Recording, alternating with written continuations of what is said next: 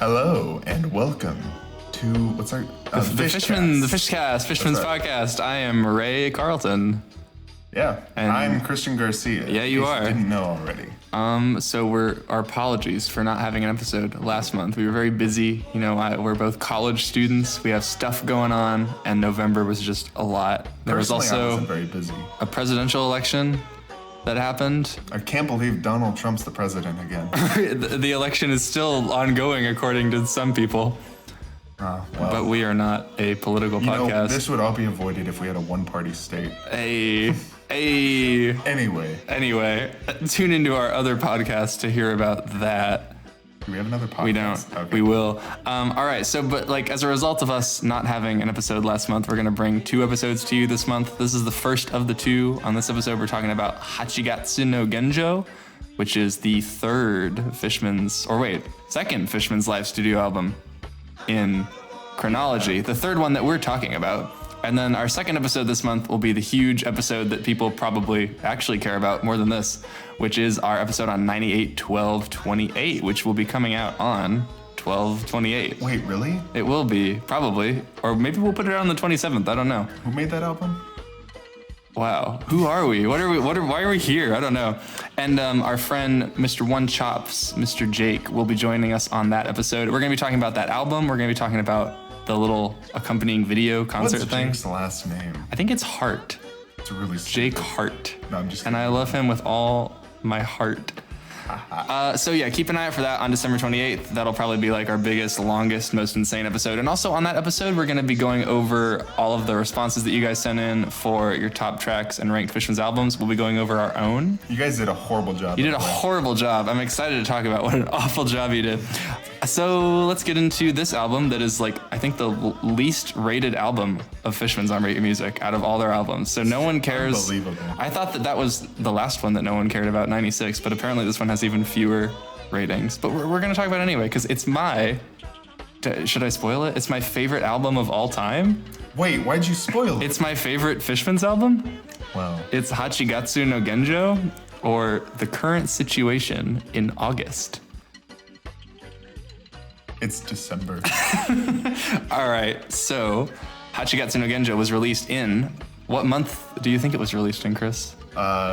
March. In August of 1998, which was the year of my birth. I was not born yet. I was born in October. But Hachigatsu was the second live studio album by Fishmans after O Mountain. It's also somewhat of like a live comp, since it features performances from various shows that took place between 1996 and 1998, so it's not just like one big concert. And in my opinion, like I kind of view O Mountain as like the live Fishmans album for that early set of Fishmans tracks, you know, like it's kind of covering a lot of the pre-Setagaya stuff.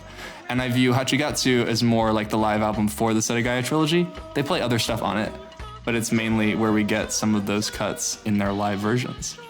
You're correct. 8 of the album's 11 tracks are from the Setagaya period. And just like O Mountain, this is a pretty weird release in terms of its status as either like a fully live album or like a studio album. So 8 of the tracks here are compiled from 7 different live shows. The earliest was in June of 1997, and the latest was in March of 1998. And the version of Oh Slime that opens this album is literally just a shortened version of the performance that they already put on. Well, I guess they hadn't released it yet. Yeah. But they already did that performance. So when we're looking back on it and covering these albums, it's kind of strange that we talked about that version of Oh Slime already, but here it's just like... It's here again. It's here again. You can't escape. And to make it even weirder, 2 of the album songs are not even live at all. They were just studio recordings of tracks that the band did and put them on this album. Was one of them Weather Report? One of them was not Weather Report. Although there is a ton of like studio meddling, and we can hear that. So that's what makes it like that live studio album. Is there's certainly little bits and pieces like spliced in here. I'm waiting for the first studio live album. And Fishmans described this album themselves as a live ! album. Like a live album in the promotional material. That's fun. So apparently they were also confused as to what was happening or what it was. Shinji knew exactly what was happening. He wanted to confuse people. And another strange thing about this album is the absence of Zack. We touched on this last episode, but Zack and Shinji sort of had like a creative falling out during the Uchi sessions. They had different goals, you know, it was like a breakup. And And as a result, Zach just stopped working with the group. I think he left of his own volition. And the album was produced instead by Ichiko Nishizawa, who would later produce and mix Urameki in the Air. So that track and this album are really his only contributions to Fishmans. Wow, two of like the best things that Fishmans ever did. Right, it really makes me wonder, like, if Fishmans had continued, would they have continued with Nishikawa? I think that would have been really cool. And we'll get into it. That being said, I don't want to hear any Zach slander at all. Well, I guess I'll ask you right now, like, how do you think Nishikawa affects this record? Because certainly, I mean, Shinji has a lot of influence on later Fishmans sound, as we know. But I feel like there is like a sort of unique sonic vibe to this album, especially the way that like sounds are kind of stitched together. Like, do you get that at all? I do. You just explained it. Do you like it? I do. I like this album a lot. What do you mean? Nice. It's my favorite album of all time. No, it's not. I was looking into what other stuff Nishikawa did, but he actually is more known for like being a live sound mixer than like a real like studio producer in his own right. But I guess that makes sense that they choose him for like this live album, because I'm not sure if what he's doing on this record is mostly like actual post-production or if it was just like the live mixes at their shows. Probably a little bit of both. A little bit of both. A little bit of both. Mix it up. So the cover art, that's a thing that we talk about. It's so good. It's so good. Every time we talk about the cover art, except for Chappie, I guess. This is my favorite Fishmans album cover, as well as my favorite Fishmans album. I don't know if it's my favorite. It's not my favorite Fishmans album cover. It would be way at the top of the list, mind you. But it's not number one. It's cream of the crop. So the way I would describe this album cover, you know, it's like really sublime, pink and purple. It's very good. You have some mountains or maybe a canyon, and the band members are kind of like superimposed over it, and they're doing very funny poses. Who's doing the best pose on the cover? Oh, actually, I need to see. So, you know, Shinji, they're also like, they're all different sizes. So Shinji is huge, and he's like kneeling with his hands behind his head. Oh, yeah. Who's holding the like balls? Yuzuru is standing up, and he's holding these green circles or like balls, but they're very clearly, he's not actually holding them. They're just like put there. Yeah. It's very abstract. And then Motegi is like super small and tiny at the bottom. He's just yelling. It's kind of cute. Also, it's like, I like what they're wearing. Like, their outfits are nice, because Shinji is wearing both black and white. Yuzuru is only wearing white, and Motegi's only wearing black. So it creates this really nice like contrast. Wait, does that mean Shinji's the child of Motegi and Kashima? Oh god, the perfect fusion. So I think Yuzuru looks the best. I think, well, User might look the best, but I think my favorite's Motegi, because he's just like, hey, yeah. I feel like what the pose that User is doing really reminds me of like the Uchu cover, where they're kind of just like standing, and like pointing. And I don't know why is he holding circles? Like, what's going on this cover? That's my favorite album cover, by the way, in case you didn't know. It's so strange. So, I don't know, this is my favorite because it looks really surreal and wacky, but it also represents the music really well. Because there's, like, not really what the band is doing, but the photo behind them is, like, super hazy and kind of dreamy, and that's how I think about this music. What about the other album cover? There's another album cover too. The vinyl release, that cover is just the band sitting in front of this huge cavernous like soundstage covered in big speakers, and they're all alone. I don't like it quite as much, but I think it's super cool. Although I think the general fan consensus is that one's actually better. That's what I see on Rate Your Music. As you know, we can't trust Fishman fans anymore. Although I know the actual like physical CD release that has the first cover we were talking about, it has like a cool like foil. You know what, those things where you like move the cover back and forth? And then it like shines. Oh yeah. So that's that. But also the vinyl version's weird because it also has an entirely different track list. Like, it doesn't add any new tracks, but it gets rid of 3 of the songs that are on the CD. I'm not sure, I forget. But they also like rearrange the order. So I'm like, why is this a good thing?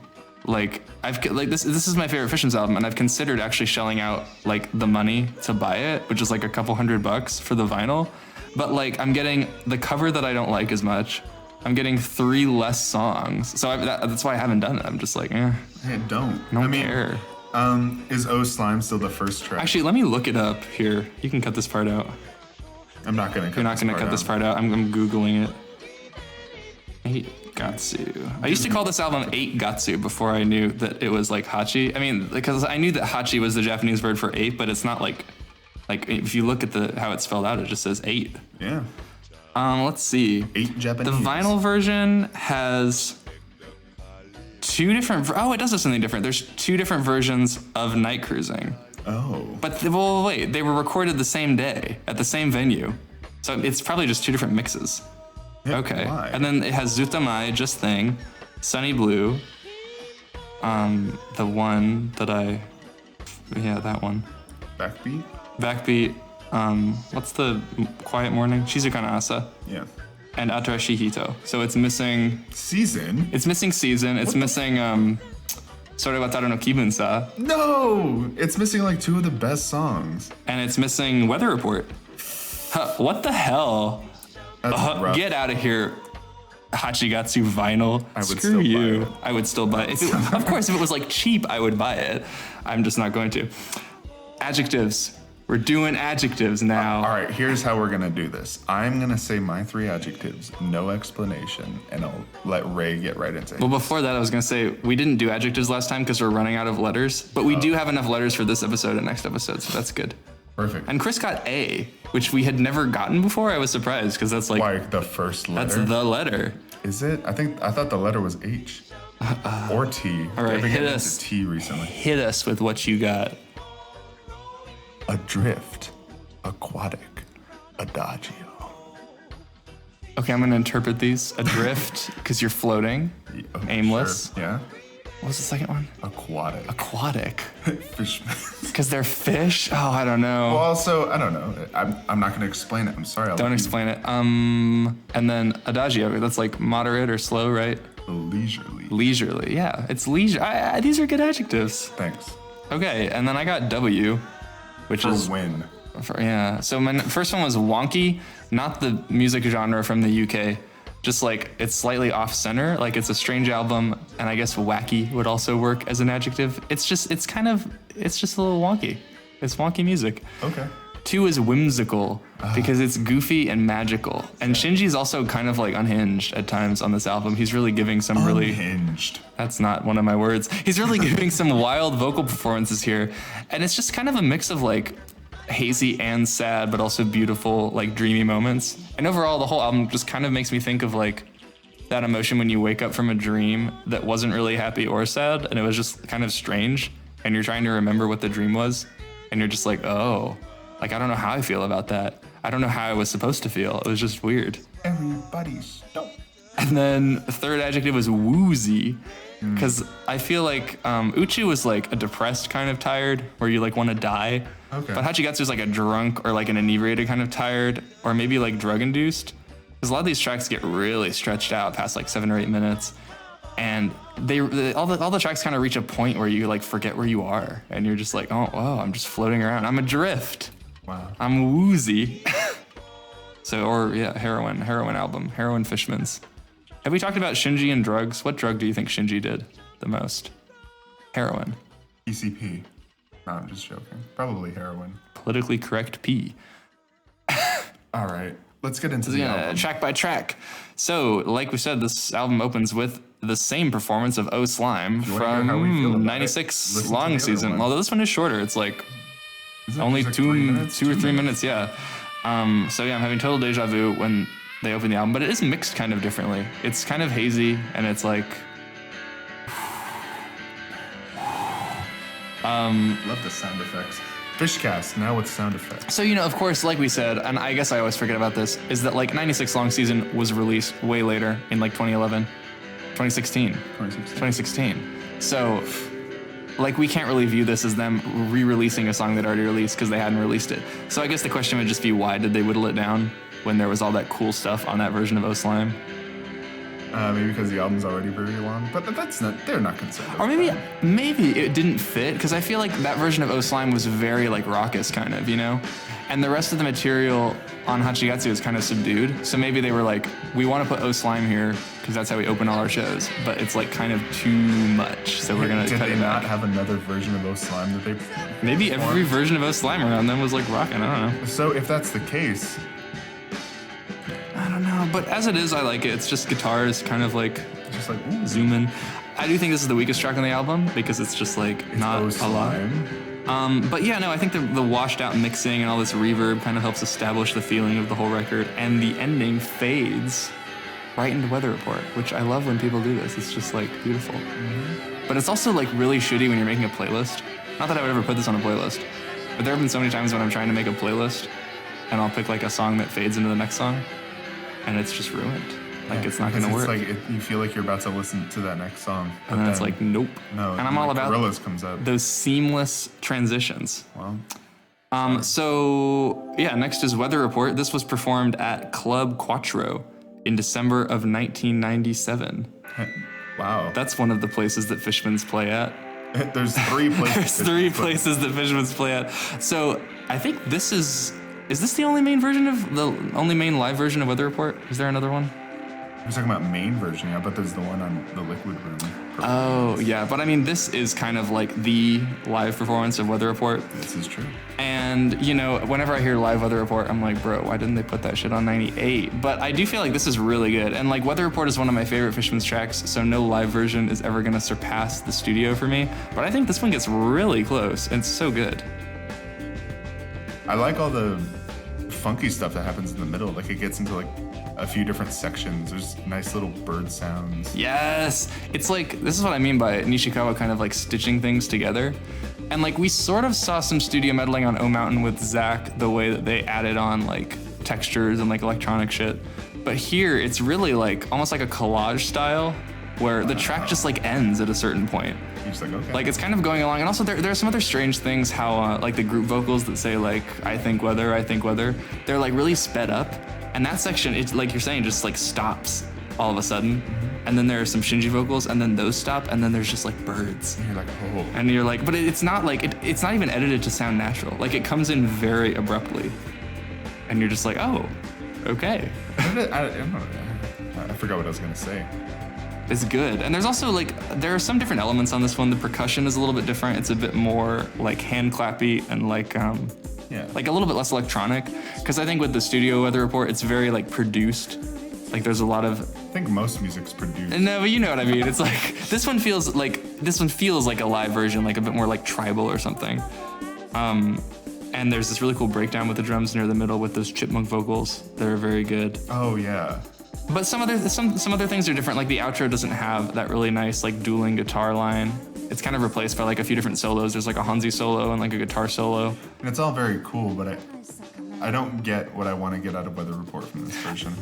Oh, I do. But it's like a different thing. I don't know. Yeah, it's different. I think the difference is like the original Weather Report is more of like a chill out song, and this one is just kind of strange. And we'll touch on this a lot, is that like I don't know how this album wants me to feel. Like I think the studio Weather Report has such a distinct vibe to it, but this one kind of like starts with that vibe, but then the middle section somehow gets more aggressive and also less aggressive. Like there's ambient parts and there's like shouty parts, and in the end you're just like, what is this? Like what are they doing? Man. But I think it's cool. I don't know. But nothing about it's too jarring, I don't think. It feels very natural. Yeah, it all works. That's why it's just like a weird dream. Or I guess the collage thing is also like how in dreams, when you're going from one scene to another, there's no like natural transition. Like it kind of just changes. And then you realize like, oh, like I was in this room and then it just became this room. Like that's kind of what's going on in the song. Wow, that's crazy. It's like progressive pop, but like without the normal progress. Progressive dreamscape. So I love this. I think this is great. I listen to this one often because like I said before, I think with live versions, what I normally look for is something that's like unique, because otherwise I'm never gonna listen to it. I would just listen to the studio. And this one is different enough that it's popping. I think so, yeah. And sometimes when I'm feeling a little funky, I'm like, let's listen to the live Weather Report. Anything about I don't know, like I really like this song, and I've always been happy that there's a live version of Weather Report out there, but I'd rather just listen to the regular Weather Report. I'm sorry. Fucking normie. Okay, track 3 is Night Cruising, performed at the, this is a different venue. It was performed at the Hibiya Open Air Concert Hall in June of 1997. That's not one of the ones that I hear about. I've been there. Oh. No, I haven't. Normally we just hear about Club Quattro, Liquid Room, and the Akasaka Blitz. And maybe, no, that's it. Never mind. So it's nice to know that they played somewhere else. This is my favorite version of Night Cruising. It's not mine, but it's really good. I think this is my least favorite version of Night Cruising. Hey, sorry. Explain. I don't know. I like the other ones more.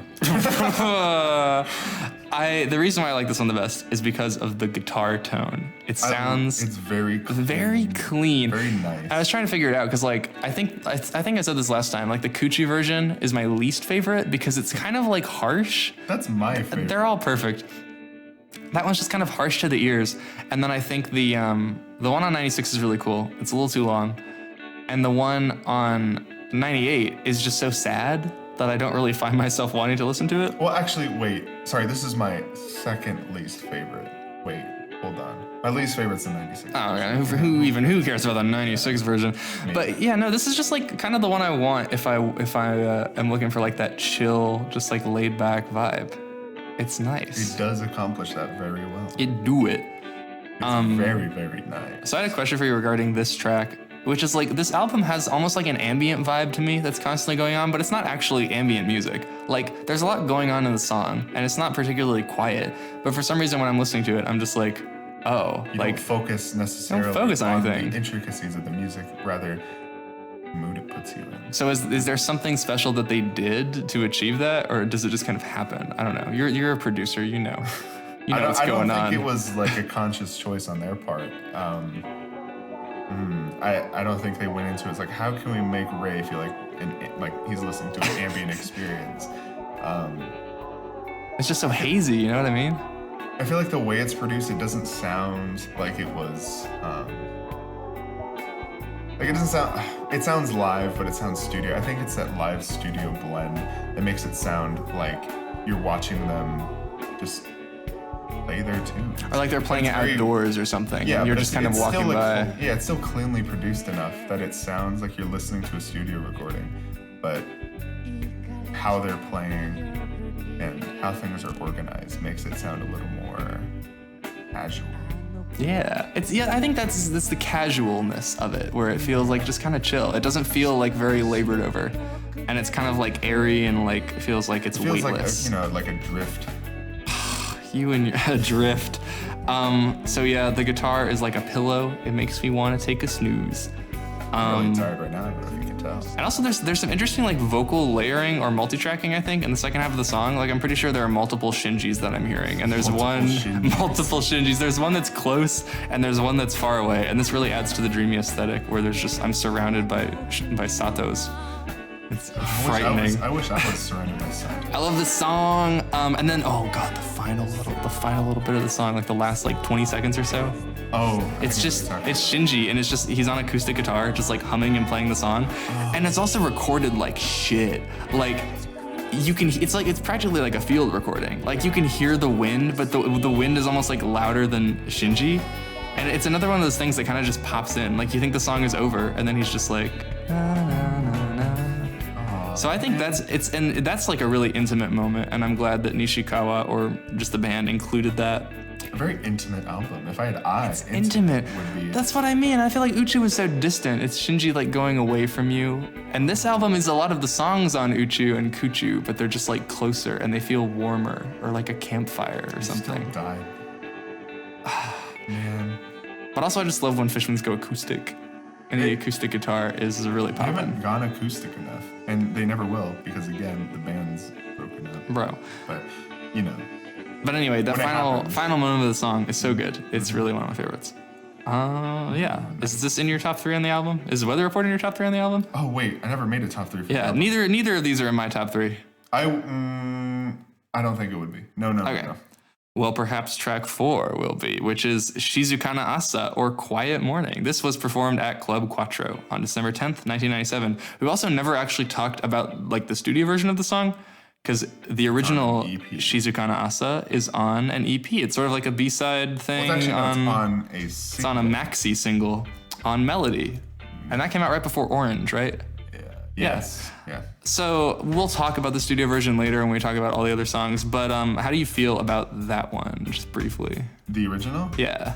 It's really good. I like it. It's good. It's very goofy, like the original too, but this one especially. But No, I prefer this one. Same. Yeah, absolutely. The original is a bit like busier with instrumentation. Like it's a bit more of that traditional sort of rocky sound that Fishmans were doing around the Orange time.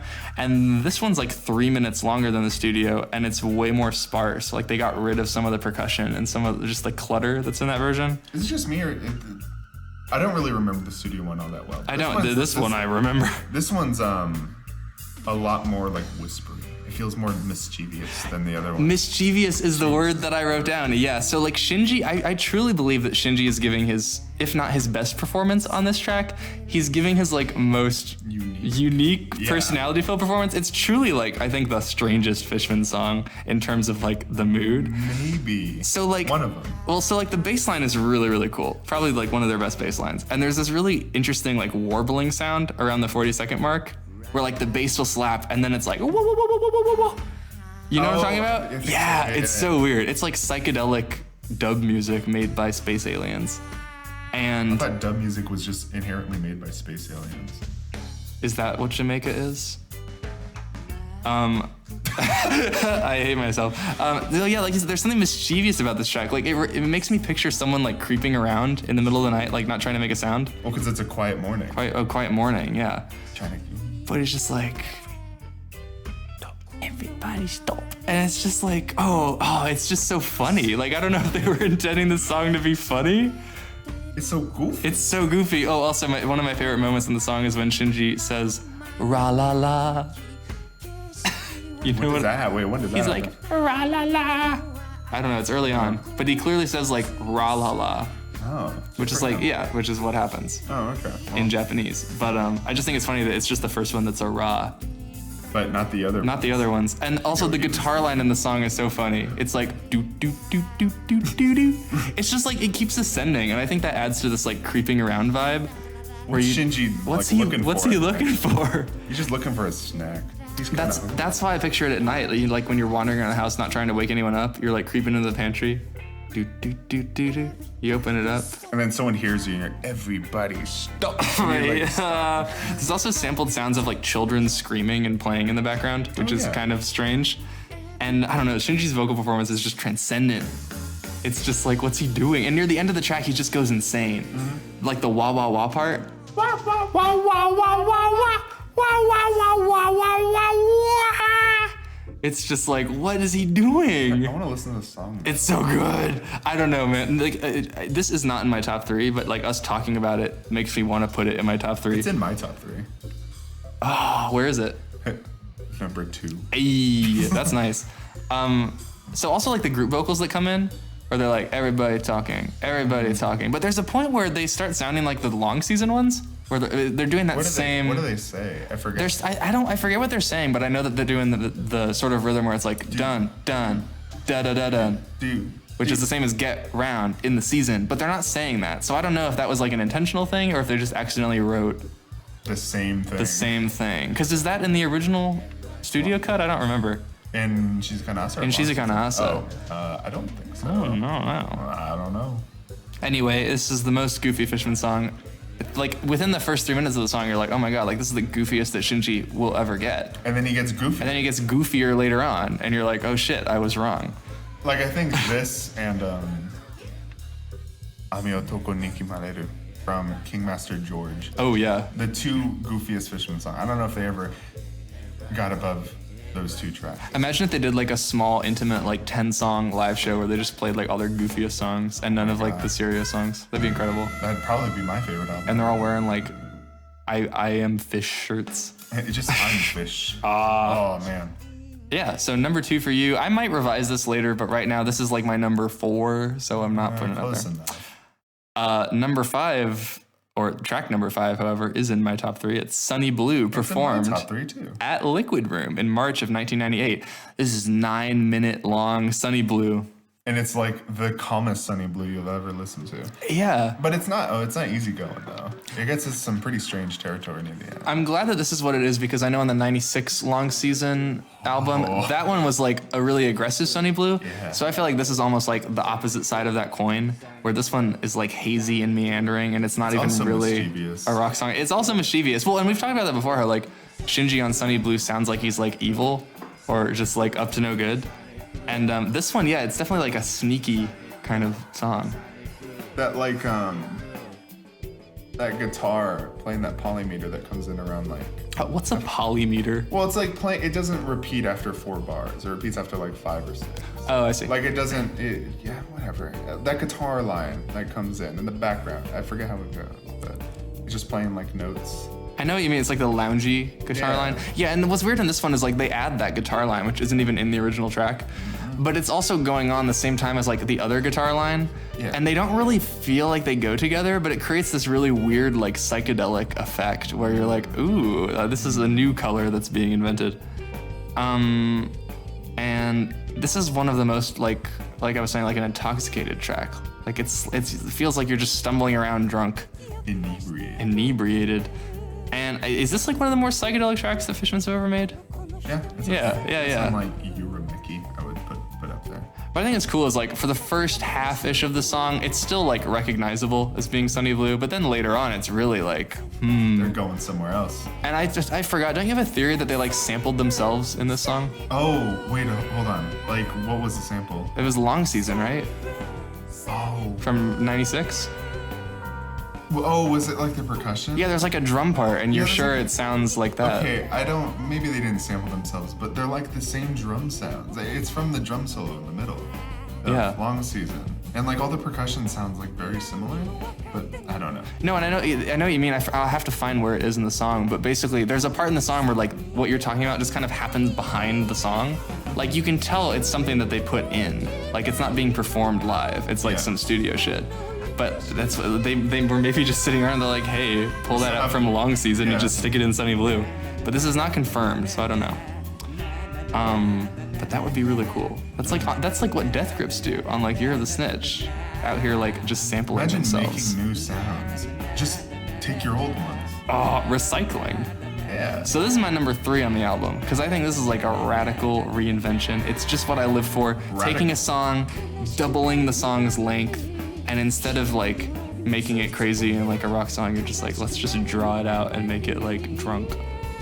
Wow, this is my number 3 as well. So. And I love it. Also, his vocals here are great too. Just going insane on those like Sunny Blue. It doesn't even feel sunny anymore. I think they get progressively less sunny. Like I think the first Sunny Blue feels like racing music, and then the '96 Sunny Blue is like just super aggressive. Yeah. And you're like, oh, this is good. It's like middle of the day, like. You know, this was 2, like 3 p.m. This is like dusk blue. Yeah. Dusk blue. So yeah, and I love the song number 3. Wow. And next song is not one that I love. I like it. It's Bakubito ni no Kate, and this one is the first on the album that is not a live performance. It was recorded in February of 1998 in the studio. And I'm like, why did they re-record this? Because they didn't really change a lot. It's like infinitely worse. I think it's like I don't think it's super bad. I think it suffers from just being the same song, but just a little bit shorter. That's why. I don't know. There's nothing wrong with it. That's my thing. It's like what's interesting is the other studio song that they have on here is Atarashi Hito, and what they did with that song, they like totally changed it. It's the most reimagined song they've ever done. So I just think it's strange that this is also like from that studio session. Because they're like, hey, let's totally reimagine Atarashi Hito, but then let's just like play Backbeat as it is. And totally strip it of its atmosphere that made the original so good. I feel I'm sorry. Like it doesn't feel as like washed out. It feels just like, yeah, I mean, it's being played in the way that these other tracks are played, which is great. Yeah. When I want to hear Backbeat, I want to hear like the reverb. Well, and that's interesting because I feel like that washed out vibe of Backbeat, like the studio, is honestly the vibe that a lot of the other songs on this album have. Just not this one. But it's like not this one. Well, this one does have it, and that's why I think they put it here and they didn't change it. Is maybe like that song it already had that washed out like sleepy vibe to such an extent that I don't know what they could have done to really like bring that feeling up. So I think they kind of just played it. Like, I don't know if like a 20-minute version of Backbeat in like them doing the same things they did with Sunny Blue really would have achieved anything. I mean, it sounds cool to say it, but I don't know. Like, my thing here, I love this song. I like this version of it. So it's not the one that I go to, but like within the context of this album, when this song comes on, I'm jamming. I'm not like, ugh. Oh yeah, me too. Yeah. I'm just saying, I need to say something. It's perfect. Urban Smog is the name of the game on this song. What? Is this something you wrote? No. I'm just thinking about it. Oh.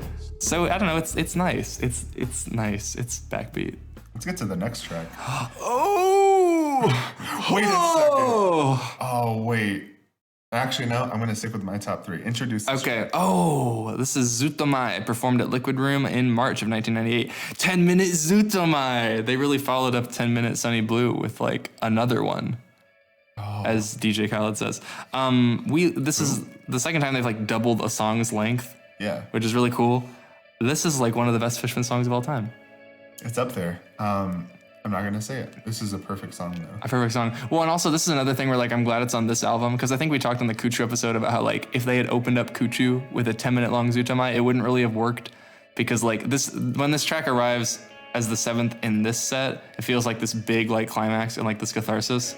So I don't know if I would have wanted an album to open like this, but it works so well with where it's placed here. Like it's just monumental and it really feels like big. It's also very like minimal in terms of like the sections. There's only a few things happening, but they just draw everything out. It's that guitar line playing those notes. Those little like, those notes. You know, like the high notes. Yeah, yeah. It's a little bouncy, but it's very like pretty. Also, there's some more like weird collage stuff here because there's this muttering old man, or maybe he's one of the band members. I'm really not sure. It's not one of the band. It's an old man. Sounds really old. Who is he? Shinji's father. I really want to know. I mean, and I looked at the credits for the album, but I don't know what's going on there because there's a lot of people. It also shows up on the version on 97 Liquid Room. They have the same sample, so it makes you wonder. Ooh, I really like it though. And also, there's this Yeji song that came out earlier this year that really reminds me of that sample. I think it's the title track. Yeah, it's the title track on her new like mixtape. I think it's called What We Drew. And it just okay. Yeah, it just opens with some like electronic stuff and there's this old guy just like muttering in Korean. Yeah. So I don't know. Maybe she was inspired by Fishmans. Asian men. Fishmans invented Asian men muttering over music. Anyway, the song makes me believe in God. There are choral vocals at the 4-minute mark that are really like something new for Fishmans, where it's not just Shinji, it's everyone. Yeah, it's God, nice. It's so nice. And then the violin.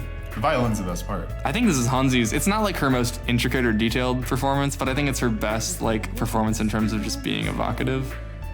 I have a very specific, okay, I'm not going to call it a complaint, I don't know what it is, but a very specific comment that I always like to make about this song. Because this one is way more readily available than the other version. I think is like better.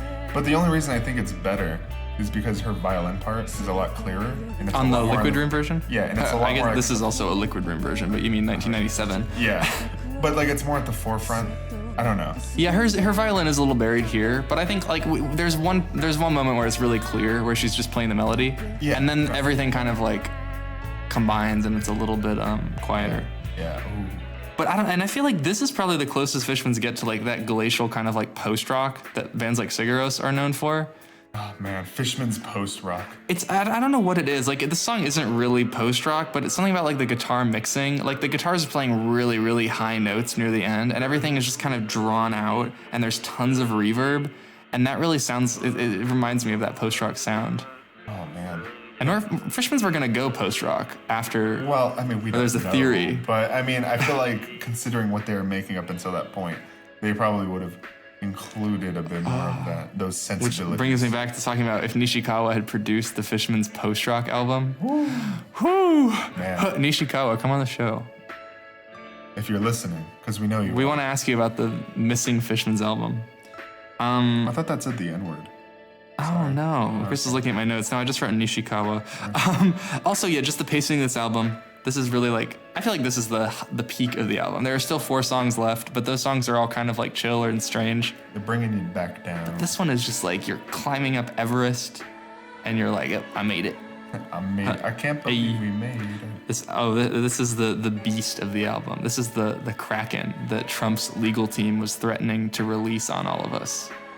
Oh man, we should have let him release it. But I don't think they actually had one. I don't think it existed. Well, yeah, it's Zutomai. This is my second favorite track on the album. For most people, I think this might be their favorite track. I see this one get tossed around a lot as like one of the highlights of the record. I'm now having a bit of a crisis because I don't know. You spoke too soon on one of your favorites. Well, I'll think about it. Let's just proceed forward. Okay. So. Oh, wait. Well, you can throw this in as an honorable mention. All right, consider it. Well, we'll see. We'll get there when we get there. Track 8 is Sore Watara no Kibunsa, which is a fun thing to say very quickly. How quickly can you say it? Sore Watara no Kibunsa. No, faster. There we go. This translates to "It's just a feeling." And this was performed at another new-ish venue, which was the Hirotori Namiki Junction in Hiroshima. So they were actually playing outside of Tokyo. I mean, I know they did that multiple times, but most of their recordings are from Tokyo. So this is another track where we haven't actually really talked about its quote-unquote studio version in depth, because it's actually just like a demo from the Uchu sessions. I think we mentioned it on the Uchu episode because people should slot it into that album in place of Magic Love. But weirdly enough, the wiki says that Sato originally wrote the song for the Japanese boy band SMAP or SMAP. I feel like it's SMAP. If it's SMAP, that's really funny. Well, that would have been interesting. I mean, I can kind of hear a boy band doing this. Like SMAP is, they've been around since the 80s and they're still around and now they're like middle-aged men.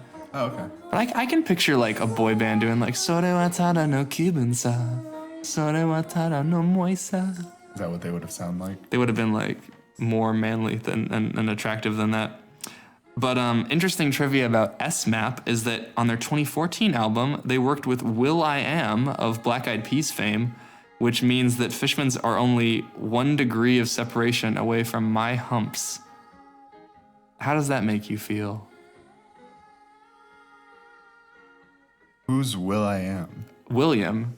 Do you know how long it took me to realize as a kid that will.i.am meant William? You thought it just meant like he was saying I am. Yeah, Will. it was the same with Flo Rida. I remember I was like 12 and I was looking at like the word Flo Rida and I was like wait. And then I Googled him and I was like, oh, he's from Florida. Oh, and then I looked at his album cover and it has like Florida on it. And I was like, oh. Is that part of his like logo? Yeah. And I didn't know. I'm stupid. So anyway, I'm sad that we don't get to hear the SMAP version. And I also wonder like how far along in the process of writing the song Shinji realized like that he was just going to make it a Fishman song. Like did he write part of it or just the chorus and he's like, this is for a boy band? Because clearly the demo that we have isn't like boy bandy. It just sounds like Fishman's. But and I love the demo that we get on the Aloha Polydor comp. That's one of my favorite Fishman songs. This version is also really cool. It's a little bit shorter and it's acoustic. And this is also probably the track on the album that's the most like obviously live because we can hear the crowd noise. It's a bit lo-fi. It's lo-fi indie. Wow, interesting. I bet they really took a lot of inspiration from LRD, I think, in this recording. The microphones. So I always love when you can just hear the crowd in a live album because then you actually feel like you're getting something different. Yeah. And it also just feels cramped. Like I looked up this venue and I couldn't really find any information. I don't know if it's still open, but I get the feeling from the recording that it's like a smaller venue. Like when I listen to this track, I feel like I'm just in like a dimly lit dive bar and Shinji's up on stage with an acoustic. It's really nice. And it works really well as kind of like an interlude or like a little breath of fresh air after Zutomai like pummels you with emotion. Yeah. And then the outro is really cute. Shinji doing his baby voice.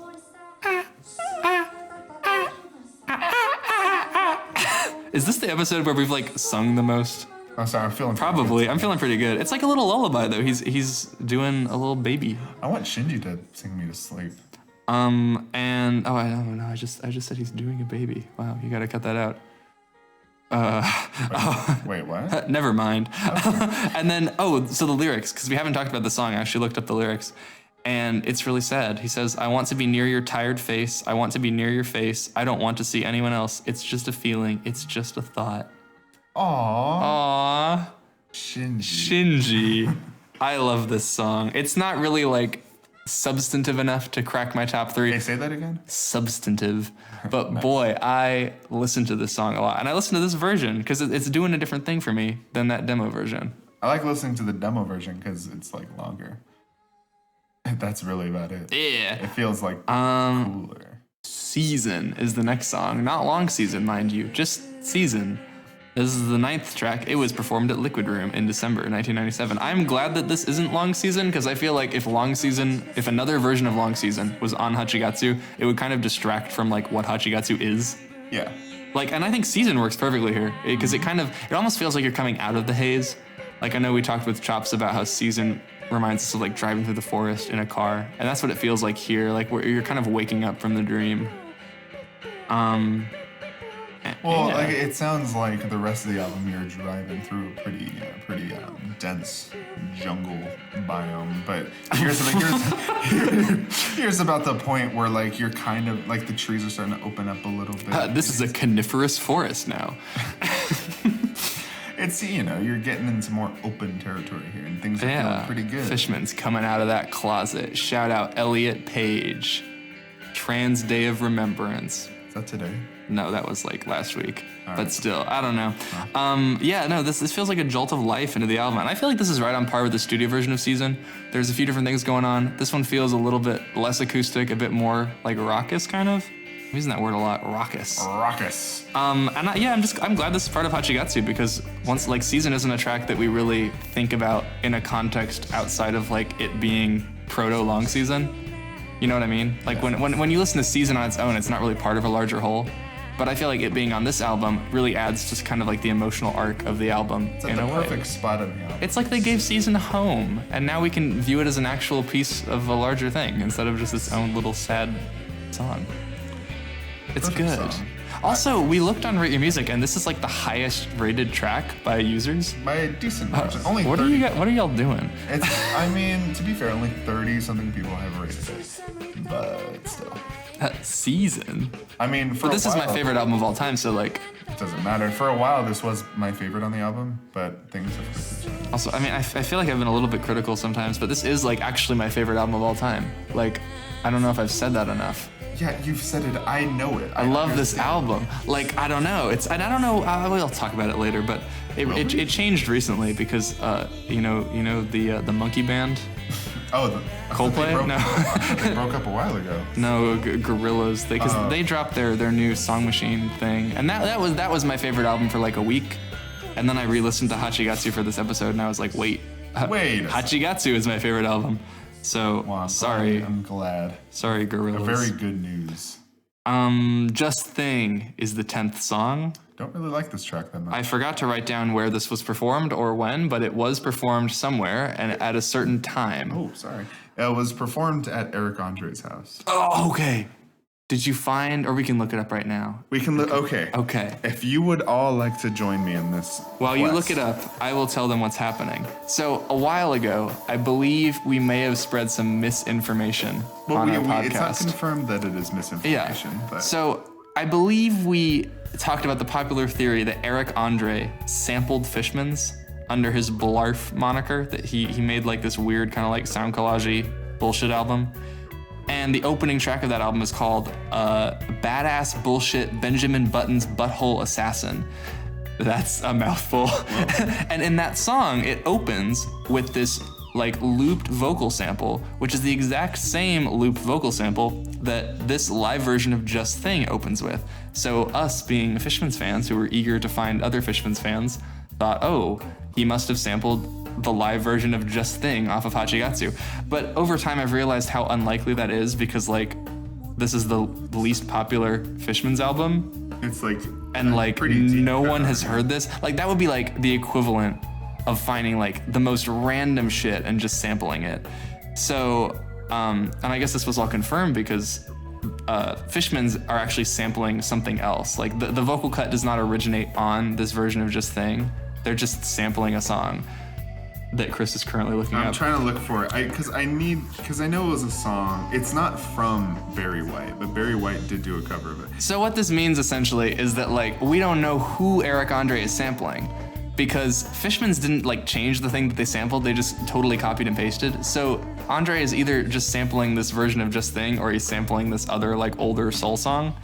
But here's the thing. I feel like it's more likely he's sampling Fishmans. Why do you say that? Because it's taking me a long time to. Well, Yeah, that's the thing is like the song that you're looking for, like we don't remember what it is because it's an obscure ass song. And like when you look up the name of the song, like the Barry White version comes up. Like you have to go for a while to find Yeah. this song. So I mean, maybe. But do you feel like it's more likely that Eric Andre heard that song in his childhood and he was like, okay, I'm gonna sample this, or that he's just a big Fishmans fan? I really don't know.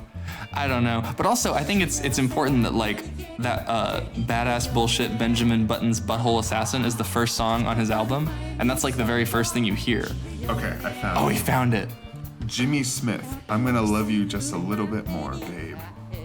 Wow. Just a little more. Do you want to play it into the thing? Yeah, I can. It might be a little loud.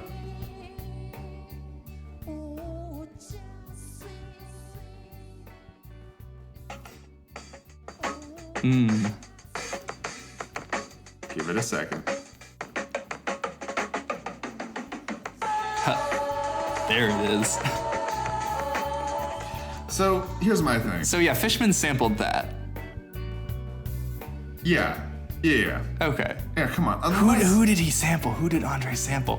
Which one was it? Because I gotta know. Because there's two scenarios here. Either he's he's the Mad Lib of his time. He's just great digging. I don't think Blarf is the Mad Lib of his time. What I'm trying to say is maybe he was digging around some old vinyl records and he found this. Like, this is a great sample. Or, as we know, he's a bit into music that the online music community If is also PewDiePie appreciate. listens to Fishmans, why not Eric Andre? It's not quite where I was going with that. But like, we know he listens to some bands that people online like a lot too, and Fishmans would be part of that. So I mean, It's a mystery. If anyone can figure it out, tell us. I mean, I messaged Eric Andre on Instagram 5 months ago and I begged him to come on our show and talk to us about Fishmans, and he never even looked at the message because he's a famous man. and also he doesn't listen to Fishmans. He doesn't listen to Fishmans, he just listens to Jimmy Stewart. Anyway. Jimmy Stewart. Rod Stewart. So it's a mystery. It's an unsolved mystery. Either way, the sample's really cool, and it makes this version of Just Thing like super funky. This is probably like, in terms of songs that I don't know how to feel about, This is the one. What is this song doing? It's so strange. like the original Just Thing was already strange enough, but this one goes into some territory that I don't even know if I like what I'm listening to half the time. Oh, I love it. It's so good. It doesn't crack my top 3, but I feel like there's just like swirling synths that, once again, they don't really feel like they're matched up super well. And they don't. Also behind them, you just have that like loop vocal sample just over and over and over again. And then Shinji's just singing this thing. It's really like probably outside of the final track on this album, it's like the least recognizable thing here. Yeah. Like if I had heard Just Thing a long time ago and then you played me this, I would not be able to recognize it as Just Thing. I'd be like Once the that's a new vocals song. come in, but like nothing of it, like even, I don't know, like the bass line, nothing's really working together. That's It's my so problem. cool. Like it's cool, but I mean, Well, but like it's not really in a way that like sounds challenging. Like No, it's not. It's all in the right key and it's all like in the same tempo, but it's just kind of they're not really locked in together, which is it's fine. I'll give them props. It's for so making a cool. unique experience, but it doesn't crack my top 3. But it's very interesting. When I see like the purple smog over the mountains on this album cover, this is what it sounds like to me. It just sounds like live Just Thing. I'll take that. So yeah, like what I think is so cool about Hachigatsu that's tough to even like describe is that I think like the fact that I don't know how it wants me to feel is what's so exciting about it. Yeah. Like the other Fishmans albums are super reliable for me if I want to be in a specific mood. But with Hachigatsu, I feel like I still haven't unlocked all of its mysteries. Like I feel like whenever I turn it on, I'm gonna like learn something new or feel something different. Because the emotions that I feel when I listen to Hachigatsu are kind of colored by like other things that are happening around me. Whereas Uchu is just like reliably sad. Reliably sad. You know what I mean? So like Yeah. it's honestly like they made music that's just so kind of like obtuse Obtuse in a is good way word for that it, I yeah. don't know what it is. It feels like this language that I haven't learned yet. I don't know. It's so cool. This song is so good. This is like my number 5 if I ranked everything. God, but do you want to talk about the final track? We're already. I think this is like one of the shorter Fishmans albums. Only 11 tracks. That's true. I mean, all the songs are fairly long. Here we're getting in the final song. It's into some. Do you want to? Oh, I don't even know if I'm ready to talk about the song. I am. Let's go. Atarashi Hito. This is the second song that is not live. It was recorded in the studio in 1998. This is my favorite song of all time. This is my favorite Fishman song. Well, I think you should reverse the order of that. This is my favorite Fishman song. This is my favorite song of all time. Once again, they take like a song that was like 5 or 6 minutes and they make it 10 minutes long. And they don't do anything for 10 Oh minutes. boy, it's slowcore music, baby. Slowcore Fish. Can you define slowcore for me? I don't actually know. I just know it's like slow. It's like slow, sad, I don't even want to say jangly, but like kinda it's like good. rock music. It's not even rock music. Very, barely rock music. You know what I mean? It's like slow. They got like clean sounding guitar tones, very melancholy. I'll just read you my notes for this one. I put Studio Atrashi Hito makes me feel lonely and slightly spooked. This version makes me feel like I'm about to die and I'm just laying there and everything is drifting away. But like you're surrounded by people that you... No, just one person. One very important Oh, I think you're alone. I don't think you're surrounded by people that you love. I mean, I don't think it's like despondent. That's the other thing is like, it's definitely the only kind of closer you could have on this album. It doesn't feel super depressing, but it also doesn't feel uplifting at all to me. It just is kind of like, oh, here we go. Accepted death, but you're not quite happy Acceptance, yeah. It just feels like a long sigh. Like you're like, ah. Oh my God, can I die already? So Shinji's vocals are definitely the most interesting thing about this version for me. I'm not sure if they're being like chopped up in the studio or if he's just whispering. He's whispering. Cause like, well, yeah, the vocals are barely audible, but they keep like cutting in and out. But I guess that's also like sort of a symptom of him talking like this. You know, it's like sometimes the voice just like turns into something inaudible. Yeah. It sounds like he's just trying to hold back tears or something. Oh, Shinji, don't cry. This Fishman song is like, I don't know, it makes me feel like the saddest out of any Fishman song. Like, or just like the tiredest. Like, it's not the kind of sad that's like despondent. It's just like, I'm tired. I'm tired. I'm tired of being sad. But it's not a good song to play tired. when you want to like sleep because it'll just make you feel like shit. And so like a little over halfway in, we stop with this like slowcore kind of Fishman's Shinji thing. And then it enters into like totally unrecognizable territory. Like everything kind of cuts out. And then there's just this like repeated groove that comes back in. And there are some distant like unvoiced vocals in the back. But it's kind of like just this 4-minute outro. That's the best part of the song. It reminds me of the outro of Walking in the Rhythm, where it's just like the same thing happening over and over again. Except that one felt more like thematic.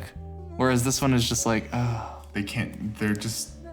There's nothing else to do, so they just do this one thing. But it feels at times like it's not just tired, like it's trying to wake up. Like I feel like the different elements of the song are doing different things. Like the bass and the drums are kind of like slogging along until the end of the track, but the guitar is getting like more insistent and hopeful, and it feels like it's trying to pull you up out of the muck. So you can look at the song in two ways. Either you've come to accept the death that will that'll come grab you in the next 10 minutes, or you have just woken up after this hazy stream of absolute chaos the night before, which is the rest of the album, but now you're trying to wake up and start a new day.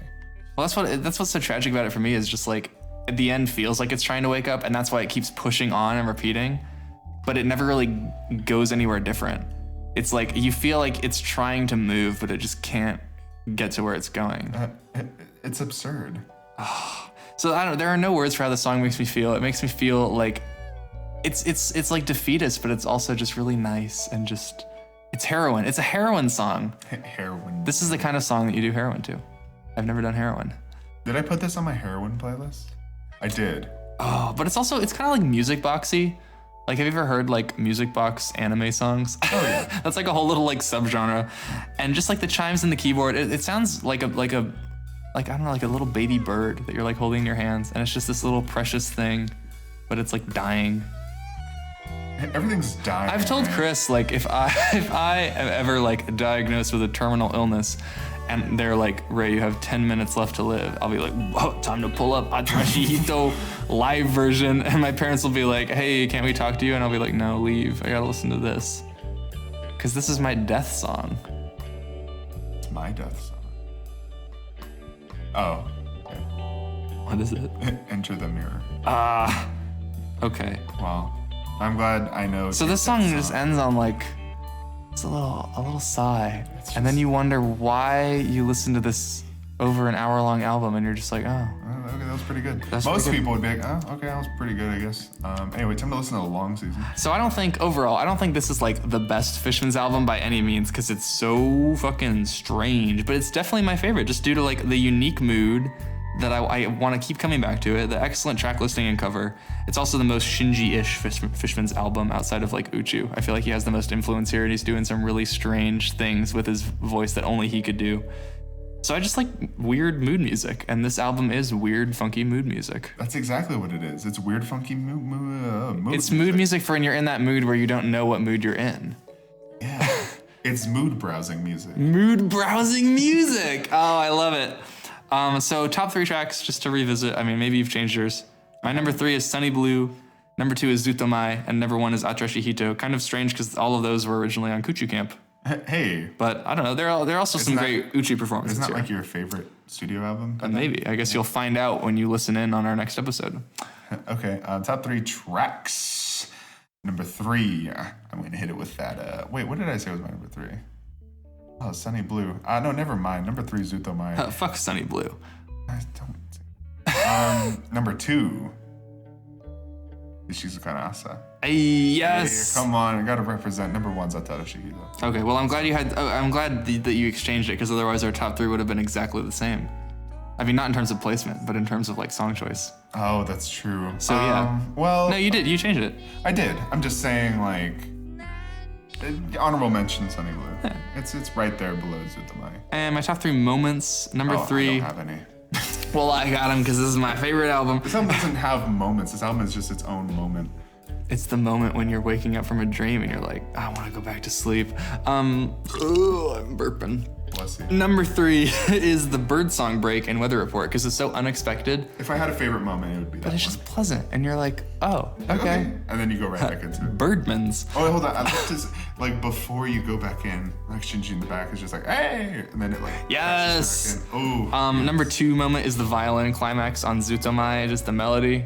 My girl, Hanzi. I guess these are 2 of my favorite moments, too. Your list is just mine. And my number 1 moment is the acoustic field recording outro of Night Cruising, where Shinji is just doing a whittle lullaby. I'll put the violin part at number 1. Those Okay, we are different people, maybe. We saw from our Spotify Wrapped that we're very different people. Oh yeah, Spotify Wrapped came out, and we both had Fishmans on there. At different spots. Different spots. You had Fishmans at your number 1 spot. No, I didn't. Or number 2, I think. No, number 1 artist of the year. I don't know. Whatever. They're up there. So who's this album for? Because I feel like more people need to listen to this album, but I feel like a lot of people won't really like it. I don't know. People who think Uchu is better than Kuchu. Yeah, it definitely does continue that Uchu kind of mood. Yeah, or like people The who really, because I know Kuchu's kind of making the rounds now, and a lot of people are really getting into that. And I think Uchu's still rated higher, but only because less people have rated it, but they rated it a lot higher. So I think if you're really into like Yurumeki in the Air and a lot of the aimless stuff on Uchu, you might like it. And also if you listen to like, I don't know, Low and or what's that man's name? Carissa's Weird. Who? I don't know. Slowcore artists. Slowcore. If you like them, you'll like this probably. Fishman's Cottagecore album, when? Tomorrow. Anyway, I was reading through Rate Your Music, as I do, as one does, and I saw our friend One Chops' review of this album. We need to talk about this. And it's really like a great review. It's super short, and I think he kind of cracked like who this album is for or what situation it's good in. So I'm just gonna read his review. Whole review? Well, just part of it, because he's kind of talking about like how the album doesn't seem like it's really for anyone because it's doing so many different things. It's just kind of vague as to what it's about. And he says, I have a theory. This is the absolute best Fishmans album to pet cats to. I speak with experience. This morning, I found myself alone at a friend's house after a party. With nowhere else to be for an hour, I listened to this album and stroked my friend's cat. Her cat is such a sweetie. The little thing seemed really comfortable. 'Twas such a therapeutic experience, I lost the headache I was nursing upon waking up. August Update works really well in small moments like this. It's probably their most intimate album, but yet it's kind of hard to pin a description like that on it since several tracks are pretty raucous. There's that word again. Compared to others. Despite some of these tracks kicking up more dust than others, as a whole, this is Fishmans with the edges sanded off. There's a blurry feeling over everything. It's great if you have a hangover, since the band plays like they don't want you to wake up. Mood music. Bit strange, though. Great review. He did it. I mean, it took us like an hour to talk about this album, but our boy just like did it in a couple paragraphs. And like, yeah, a couple paragraphs. So, I mean, as I said, this is the lowest ranked, not rated, but lowest ranked out of all Fishmans live albums on Rate Your Music. It has a meager, like, couple votes, like 30-ish votes. Oh. And it's just like, oh. Or wait, no, it has like 300. Why did you say Let me 30? see. I don't know. Wait, this one has, 331 votes to 96 long seasons, 350. Which I guess maybe I just have a weird view of this because 96 long season votes ratings. Maybe I have a weird view of this because 96 long season isn't on Spotify, so I just forget that it exists. But I don't know. More people need to listen to this. And And then it also is just the lowest ranked out of the live ones. It has a 3.48, and all the other Fishmans live albums are higher. Come on now. So I don't know. I'm really not trying to be like a contrarian when I'm like, this is my favorite album of all time. A contrarian would just stop at, this is my favorite Fishmans album. You're calling this your favorite album. Yeah, I think my dedication to liking this album kind of proves that I actually am not like bullshitting you. I love this album. And then also some more Digging Out Rate Your Music revealed that lots of people, they do prefer the vinyl cover to the Funky Mountain cover. Which is user Smegman, that is Smegma Man, Smegman.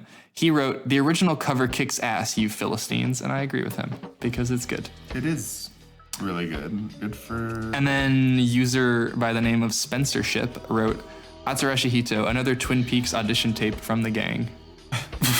I'll take it. I don't know what that's trying to say, but I think it's accurate. It's just slow, strange music. I'm feeling weird. Peaks. I'm feeling kind of weird. You want to watch Twin Peaks? Yeah, we're going to go watch Twin Peaks. We're not going to. We're not going to do that. But yeah, go listen to this album, and if you think you know what it is about, or if it makes you feel like a defined way, then like let us know, or like comment on this video, or wherever I don't know where the fuck you're listening to this. No, because I just want to know like what this album means to people, because I still haven't defined it for myself. Like I don't know. I want to know what people get out of it, or if you don't get anything out of it, just like, or if you can think of just one word to sum up the emotion of this album, then tell us, because I don't know. And yeah, goodbye. We'll be back on the 27th, 28th. I'm Ray. No, you're not. I'm Christian. Yes. What's your name?